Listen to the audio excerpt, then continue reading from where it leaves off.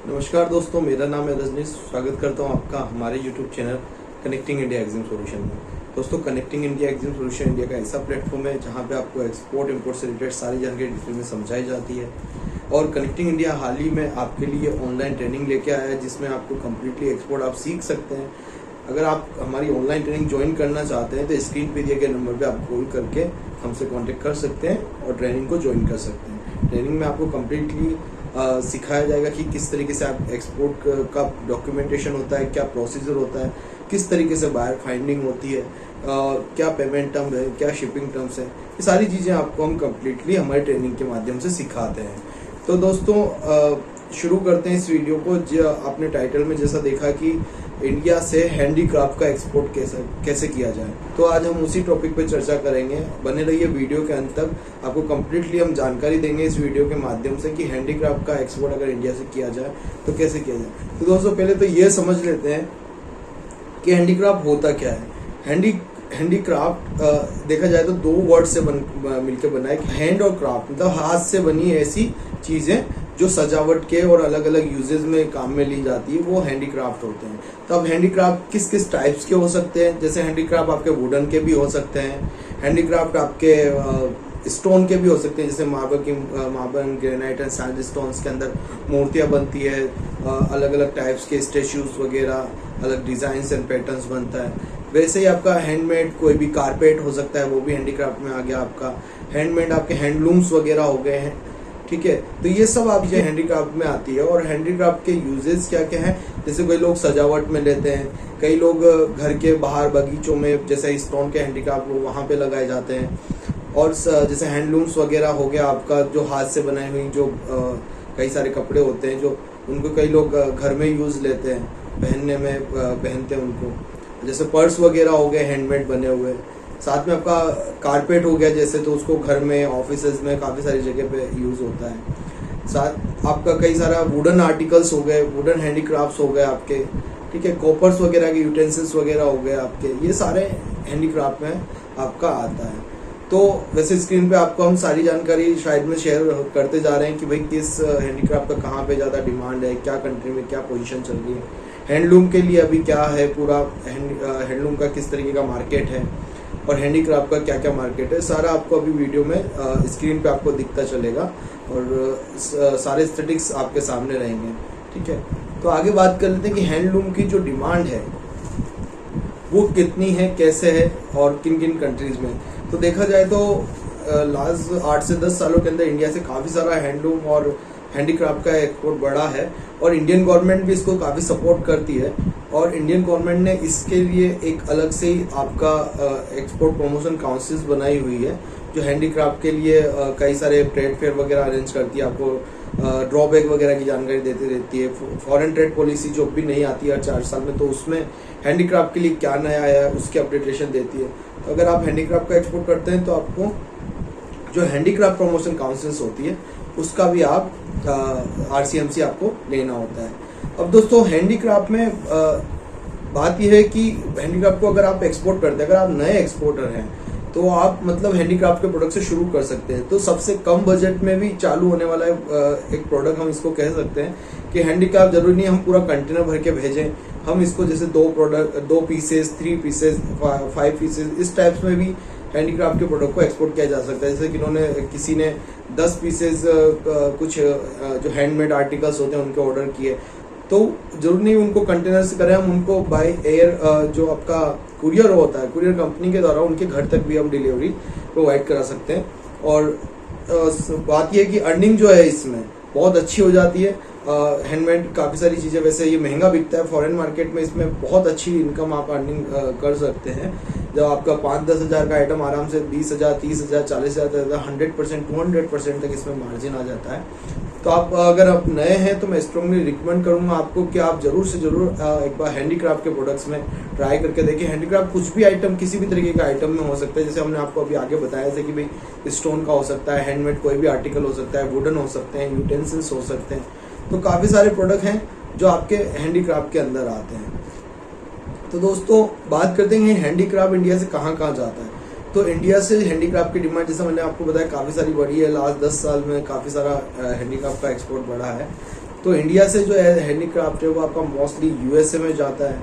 European countries में काफ़ी अच्छी डिमांड है। यूरोपियन कंट्रीज में 28-29 कंट्रीज है, तो जैसे यूके में, बेल्जियम में, डेनमार्क में, फ्रांस में, जर्मनी में, इनमें काफ़ी सारी अच्छी डिमांड है इंडियन हैंडीक्राफ्ट मार्केट की। और वुडन हैंडीक्राफ्ट जो होते हैं, वुडन्स के जो मटेरियल, जो आर्टिकल्स बनते हैं, उनकी जो डिमांड है वो गल्फ कंट्रीज में भी बहुत अच्छा है, तो आप वहाँ भी ट्राई कर सकते हैं। कई सारे हैंडमेड आइटम्स वगैरह, शॉल वगैरह हो गए आपके, ठीक है। तो ये सब काफ़ी सारी आइटम्स आप वहाँ पे काफ़ी सारी कंट्रीज के अंदर एक्सपोर्ट कर सकते हैं, और बहुत अच्छा आपको मतलब प्रोडक्ट साबित हो सकता है। इसमें अर्निंग बहुत अच्छी है, इन्वेस्टमेंट कम है, और आपको जो इसमें मिलेगा पेमेंट वो है एडवांस पेमेंट। सबसे बड़ी बात, अगर आप नए एक्सपोर्टर हैं और आप एडवांस पेमेंट से शुरू करना चाहते हैं तो आपके लिए बहुत अच्छा प्रोडक्ट है। आप हैंडीक्राफ्ट में जाएं, और हैंडीक्राफ्ट में क्योंकि जैसे 5 पीस, 10 पीस, $500, $400, $1000 तक की इन्वॉइस बनती है, तो किसी फॉरेन कस्टमर्स के लिए ये कोई बड़ी बात नहीं है। वो आराम से आपको ये एडवांस पेमेंट कर सकते हैं, और आराम से आप उनको यहाँ से कुरियर के थ्रू भेज दो 5 पीस, 10 पीस, या अगर आपका पूरा प्रोडक्ट पूरा कंटेनर का लोड हो रहा है तो आप कंटेनर के माध्यम से भेज दो। वुडन के जो फर्नीचर्स के काफ़ी अलग अलग टाइप्स होते हैं। आप वुडन के इको फ्रेंडली प्रोडक्ट भी बना सकते हैं। आजकल काफ़ी सारे इको फ्रेंडली प्रोडक्ट अभी चलन में आ रहे हैं। ये कोरोना के बाद से तो काफ़ी सारी चीज़ें ऐसी हो गई है जो मतलब काफ़ी सारी चीज़ें चेंजेस हो गया है। अब बात यह है कि जैसे कोरोना निकला उसके बाद मार्केट में काफ़ी सारी चीज़ें चेंज हो गई है। जैसे कि मार्केट 80 से 90% एडवांस पे आ चुका है। अब कई लोग जो हैं मोस्टली एडवांस पेमेंट पे ही काम कर रहे हैं, तो आपके लिए बहुत अच्छी अपॉर्चुनिटी है। दूसरा ये कि जो एग्जिस्टिंग सप्लायर थे और जो एग्जिस्टिंग बायर हैं, तो वो सप्लायर बायर का तालमेल नहीं बिठ पा रहा। कैसे? क्योंकि सप्लाई हो ही नहीं पा रही उस तरीके से जैसे उसको चाहिए। डिमांड थी तो उसमें सप्लाई भी होनी चाहिए ना। कोरोना की वजह से सब स्टक हो गया, कहीं पे लेबर की प्रॉब्लम आ गई, कहीं पे मटेरियल की प्रॉब्लम आ गई, तो ऐसे काफ़ी सारी चीज़ें होने लगी और इससे सारा सब कुछ बिगड़ गया। पर इसमें नए एक्सपोर्टर्स के लिए बहुत अच्छा मतलब एक स्कोप है। नया एक्सपोर्टर के लिए अच्छा टाइम है, वो अभी एंट्री कर सकता है। चाहे आप किसी भी प्रोडक्ट के अंदर डील कर रहे हो, किसी प्रोडक्ट में आपको काम करना हो, तो आपके लिए बहुत अच्छा टाइम है। क्योंकि अभी बायर ढूंढ रहे हैं एक्सपोर्टर्स को कि मुझे यार ये प्रोडक्ट मिल जाए, क्योंकि उसका एग्जिस्टिंग एक्सपोर्टर जो है वो उसकी सप्लाई को कंप्लीट कर ही नहीं, उसकी डिमांड को कंप्लीट कर ही नहीं पा रहा है। तो आपके लिए बहुत अच्छा समय है। चाहे आप हैंडीक्राफ्ट में चले जाएं, चाहे आप स्पाइसेस में चले जाएं, चाहे आप अदर एग्रो कमोडिटी में चले जाएं, या आप कोई भी एक्सपोर्ट आप करें, किसी भी प्रोडक्ट का एक्सपोर्ट करें, तो ये एक समय की बात है जो अभी चल रहा है। इसके अंदर आपके लिए बहुत बेहतर अपॉर्चुनिटी है और आप इसको ग्रैब करें। अगर आप नए एक्सपोर्टर हैं तो मैं आपको सजेस्ट करूंगा आप हमारी ट्रेनिंग को एनरोल कर लें। ट्रेनिंग में एनरोल करें, स्क्रीन पे दिए गए नंबर पे कॉल कर सकते हैं हमें, और पूरा ट्रेनिंग आप कंप्लीटली कर सकते हैं हमारे थ्रू। आपको कम्प्लीटली जानकारी दी जाएगी एक्सपोर्ट कैसे किया जाए, कैसे क्या एक्सपोर्टर का प्रोसीजर होता है, डॉक्यूमेंटेशन कैसे होता है, मार्केटिंग कैसे करनी है, एक्सपोर्ट का हम आपको डेटाज भी हम काफ़ी सारे प्रोवाइड कराते हैं, बायर कैसे, बायर्स वगैरह के। तो आप हमसे कांटेक्ट करके सारी चीज़ों डिटेल्स में आप समझ सकते हैं। तो दोस्तों ये तो थी कि कहाँ मार्केट है, क्या सेलिंग है, कितना आपको इसमें फ़ायदा हो सकता है, कितनी अर्निंग हो सकती है। अब बात कर लेते हैं कम्प्लीटली प्रोसीजर की। सबसे ज़्यादा इम्पोर्टेंट यही है कि कम्प्लीटली एक्सपोर्ट का प्रोसीजर कैसे किया जाए। तो एक्सपोर्ट के प्रोसीजर में मोस्टली सभी प्रोडक्ट के एक्सपोर्ट के प्रोसीजर सेम होते हैं, बस प्रोडक्ट के हिसाब से उनके RCMC और कुछ सर्टिफिकेशन जो है वो चेंज होते रहते हैं, ठीक है। तो सर्टिफिकेट चेंज तो अब मैं शुरू से आपको ये बता देता हूँ कि जैसे आपने नया एक्सपोर्ट करना है, मतलब आप नई फर्म इस्टेब्लिश कर रहे हैं, तो नई फर्म इस्टेब्लिश कर रहे हैं तो आपको सबसे पहले ट्रेड नेम आप डिसाइड कर लें फर्म का कि भाई बिजनेस का नेम ये रहेगा, इंटरनेशनल एग्जिम जो भी आपको रखना है। फिर उसके बाद आप क्या करें, मार्केट का सिलेक्शन कर ले। जैसे मैंने आपको बताया यूएसए आप टारगेट कर सकते हैं, Germany, France, Belgium, Italy, Dubai वगैरह, इन मार्केट को आप टारगेट करके आपके प्रोडक्ट की मार्केटिंग वहाँ कर सकते हैं। और फिर आप क्या कर सकते हैं कि उसके बाद आपको क्या करना है कि इम्पोर्ट एक्सपोर्ट कोड आपको लेना है, ठीक है, और एक करंट अकाउंट आपको किसी भी प्राइवेट बैंक में आपको खुला लेना है। तो करंट अकाउंट खुला लें, उसके बाद आपका इंपोर्ट एक्सपोर्ट कोड बन जाएगा, ठीक है। तो जीएसटी हो गया, करंट अकाउंट हो गया और इंपोर्ट एक्सपोर्ट कोड हो गया। अब जब जिस बैंक में आप करंट अकाउंट खुलाते हैं वहां से एक ऑथोराइज डीलरशिप कोड होता है, वो आपको लेना पड़ता है, उसको एडी कोड बोलते हैं। तो एडी कोड आपको बैंक देगा, तो बैंक जब एडी कोड देता है तो जब जिस भी पोर्ट से आपका शिपमेंट होगा वहां आपको रजिस्ट्रेशन के लिए जरूरी है। वैसे हैंडीक्राफ्ट में ये सारी चीजें काम नहीं आती है, जैसे मतलब एडी कोड वगैरह, क्योंकि क्या होता है कि जैसे आपका कुछ छोटी मोटे अगर 1-2 प्रोडक्ट आपके जा रहे हैं, मतलब हैंडीक्राफ्ट में जरूरत तो आएगी, तो मान लीजिए आप 1-2 पीस 3 पीस 4 पीस भेज रहे हैं, 5 किलो का लोट है 10 किलो का लोट है, तो वो एक आपका कुरियर से चला जाता है, पर आईसी आपका लग जाता है, उससे आपका चला जाता है, तो वो एडी कोड जो पोर्ट पे रजिस्ट्रेशन वगैरह की आपको जरूरत नहीं पड़ती, क्योंकि कस्टम क्लियरेंस वो कुरियर कंपनी के साथ में हो जाता है। तो ये आपको एक बेनिफिट है अगर आप हैंडीक्राफ्ट में डील करते हैं। तो अगर आपका कंटेनर जा रहा है तो उस केसेस में एडी कोड चाहिए ही चाहिए, चाहे वो बाय एयर आपका शिपमेंट जाए या बाय शिप जाए, वहां पे आपको एडी कोड पोर्ट के ऊपर या सी पोर्ट हो या एयरपोर्ट हो, वहां पे आपको एडी कोड का रजिस्ट्रेशन कराना पड़ेगा आपकी फर्म का, और फिर जाके आपको पोर्ट रजिस्ट्रेशन जब आपका कंप्लीट हो जाएगा उसके बाद आप एक्सपोर्ट कर पाएंगे। तो आपको सिंपली बायर फाइंडिंग, आपका सिंपली अपने ट्रेड नेम डिसाइड कर लिया, जीएसटी नंबर ले लो, और उसके बाद आपको करंट अकाउंट ओपन करा लो, और आपने एक एडी कोड इशू करा लिया। उसके बाद आपको क्या करना है, आरसीएमसी ले लेना है। वैसे कोई जरूरी नहीं है आरसीएमसी लें, बट आरसीएमसी से काफी सारे बेनिफिट हो जाते हैं, जैसे मैंने आपको अभी इनिशियली वीडियो में बता दिया था। तो आप एक बार जो एक्सपोर्ट प्रमोशन काउंसिल, जैसे हैंडलूम की एक अलग एक्सपोर्ट प्रमोशन काउंसिल्स है और हैंडीक्राफ्ट की एक अलग एक्सपोर्ट प्रमोशन काउंसिल्स है, तो आप उनमें आपका आरसीएमसी लेके फिर काम चालू करें। तो सिंपली आपको क्या करना है, फिर बायर फाइंडिंग करनी है, जहां से मैंने आपको कंट्री बताई, फिर बायर को आपको एक परफॉर्मा इनवॉइस भेजना है। अगर आप परफॉर्मा इनवॉइस का फॉर्मेट चाहिए तो आप मुझसे कांटेक्ट करके व्हाट्सअप करके और आप ले सकते हैं, ठीक है। फिर परफॉर्मा इनवॉइस में सारी टर्म डिसाइड होती है, बायर का नाम, एक्सपोर्टर का नाम, किस कंट्री में जा रहा है, क्या प्राइस पे ही जा रहा है, प्रोडक्ट का डिस्क्रिप्शन वगैरह सब, और फिर बायर को भेजना होता है। बायर उस पर आपको साइन कंफर्मेशन दे देता है।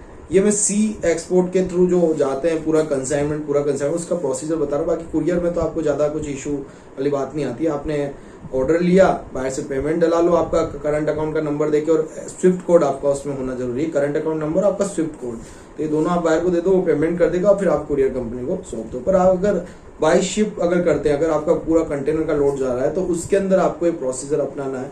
आपको परफॉर्मा इनवॉइस बायर को शेयर करना है, बायर से उस पर कंफर्मेशन ले लेना है, और कंफर्मेशन लेने के बाद आपको सिंपली क्या करना है, मटेरियल तैयार करने के लिए टाइम लेना है। वे 10 दिन में कर देंगे, 15 दिन में कर देंगे, और फिर डिस्पैचिंग कर देंगे।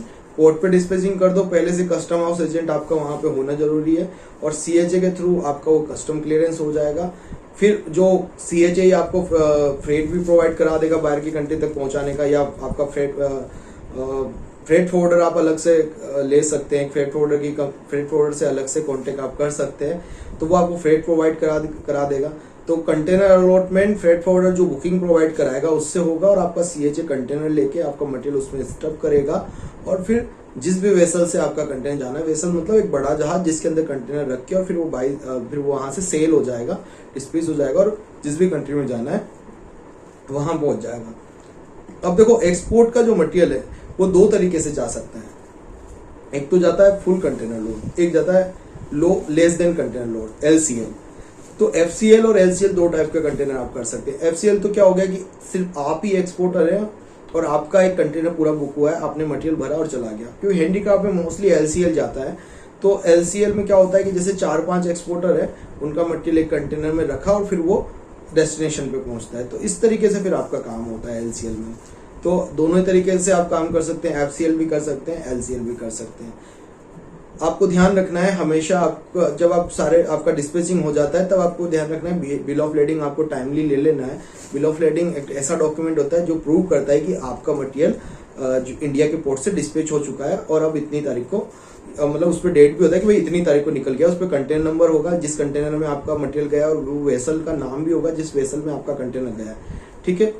तो ये सारी डिटेल, कंसाइनी का नाम वगैरह, बायर का नाम, आपका खुद का एक्सपोर्टर्स का नाम, वेट कितना गया, इनवॉइस का क्या नंबर है, उसका डेट क्या है, shipping bill number, shipping bill date, HSN code आपके प्रोडक्ट का, ये सब उसमें आपका रहेगा। और वो बिल ऑफ लेडिंग की कॉपी फिर आपको बायर को स्कैन करनी होती है। फिर अगर आपका कोई पेमेंट रुका हुआ है तो वो पेमेंट ले लीजिए, और फिर ओरिजिनल बीएल और कुछ आपका एक इनवॉइस एंड पैकिंग लिस्ट और फ्यूमिगेशंस वगैरह के सर्टिफिकेट आपको बायर को भेजने होते हैं। तो फ्यूमिगेशंस वगैरह या पाइथोसेंट्री सर्टिफिकेट जो है आपको आपका सीएचए प्रोवाइड कराता है, तो हर शिपमेंट पे आपको लेना होता है। ऐसे आपका सर्टिफिकेट ऑफ ओरिजिन होता है, वो भी हर शिपमेंट के बिहाफ पे बनता है, पहले से कोई लेके नहीं रखना है। जब शिपमेंट जाता है तो उसी टाइम पे आपका ये आपका सर्टिफिकेट ऑफ ओरिजिन आपका जो कस्टम हाउस एजेंट है वो आपको बना के दे देता है। तो दोस्तों आशा करता हूँ आपको जानकारी अच्छी लगी होगी। ऐसे ही एक्सपोर्ट इंपोर्ट से रिलेटेड इंटरेस्टिंग वीडियो देखने के लिए आप हमारे चैनल को सब्सक्राइब कर सकते हैं, बेल आइकन को प्रेस कर सकते हैं, ताकि हमारे आगे आने वाले वीडियोस की नोटिफिकेशन आपको मिलते रहें। और अगर आपको एक्सपोर्ट से संबंधित कोई भी जानकारी चाहिए तो आप हमें स्क्रीन पे दिए गए नंबर पे कॉल कर सकते हैं। मिलते हैं हमारे नेक्स्ट वीडियो में। Thank you very much.